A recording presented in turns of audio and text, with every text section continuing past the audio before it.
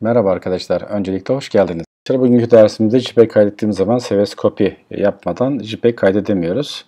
Ve standart olarak önümüze 4 tane menü çıkıyor.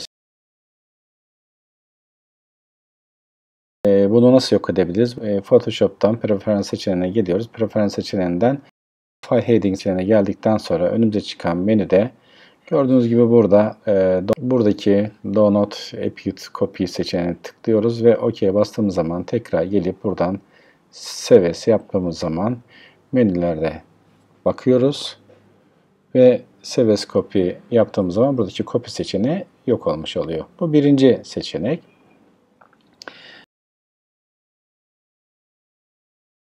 Peki ikinci seçenek nedir? İkinci seçeneğe gelelim ama burada yine gördüğünüz gibi 4 tane seçeneğimiz devam ediyor mevcut bir şekilde. Bunun için eğer 4 seçeneği arttırmak istiyorsam yine Photoshop'tan bu Mac'ler için tabii ki Preference seçeneğine geliyorum. Buradan yine File Heading seçeneğinden Enable Legacy Seves seçeneğimiz var yukarıda. Onu tıklıyorum ve önümüze çıkan menüde OK diyorum.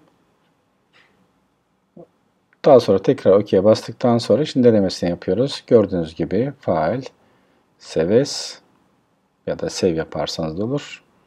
Karşımıza formatlardan bütün formatları görebiliyoruz. Böylelikle de hızlı bir şekilde bunu yapmış oluyoruz. Ve Seves Copy seçeneğinden bu şekilde kurtulmuş oluyoruz. Kanala abone olmayı unutmayın, önermeyi unutmayın. Görüşmek üzere, hoşça kalın.